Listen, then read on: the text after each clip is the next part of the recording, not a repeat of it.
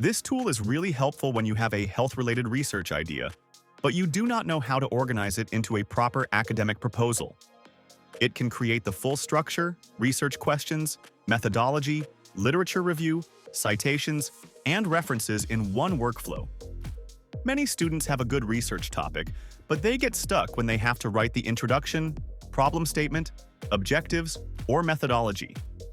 CitedEvidence helps make that process easier by turning a basic idea into a proper academic research proposal. Before we begin, subscribe for more research tutorials, especially if you are working on academic proposals, dissertations, thesis chapters, literature reviews, or systematic reviews. First, open Google and search CitedEvidence. Now click the official website.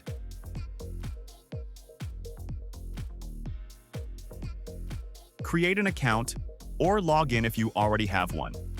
Once you're logged in, open the link from the description and try the same process with your own research topic. This way, you are not just watching the video, you are actually learning the workflow step by step. Now from the dashboard, open the research agent. For this example, I'm going to create a proposal on relationship between stress levels and sleep quality among university students. This is a strong health research topic because stress and poor sleep are common problems among university students. Many students deal with exams, assignments, deadlines, academic pressure, financial stress, and lifestyle changes. Once I submit it, the research agent starts working on the proposal. It begins creating sections, adding citations, organizing the topic academically, and building the proposal step by step. This is useful because health research needs a clear flow. A proper proposal should explain the problem, review previous studies, create focused research questions, define objectives, choose a methodology, and support everything with evidence. Now the proposal is ready, so let's open it. At the start, we have the title page. Then we have the abstract, which summarizes the study focus, population, variables, and possible research approach.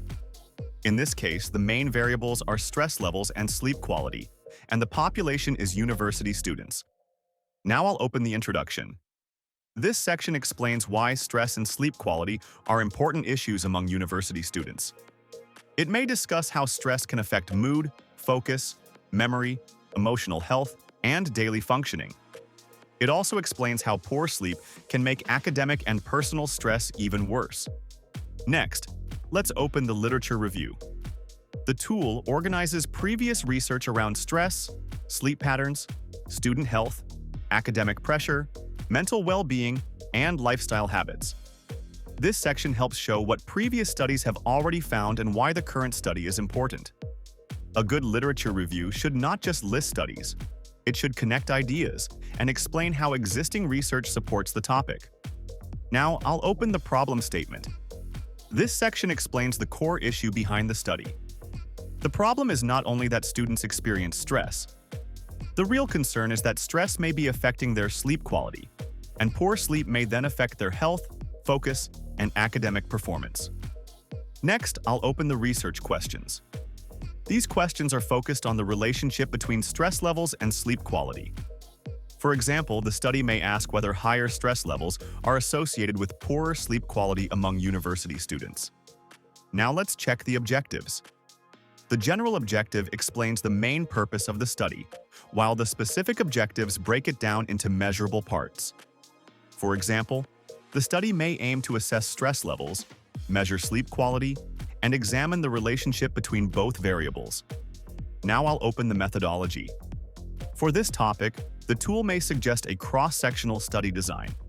It may include university students as participants, questionnaires for stress and sleep quality, and statistical analysis to examine the relationship between variables. The methodology may also include sample size, sampling technique, inclusion and exclusion criteria, data collection procedure, ethical considerations, and data analysis plan. If I want to improve the proposal, I can ask the agent to add validated scales, expand the data analysis plan, improve the methodology, or strengthen the literature review. Now let's open the reference manager.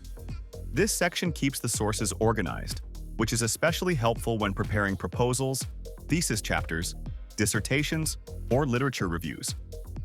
Once the proposal is ready, I can export it and continue refining it according to my university format or supervisor's feedback.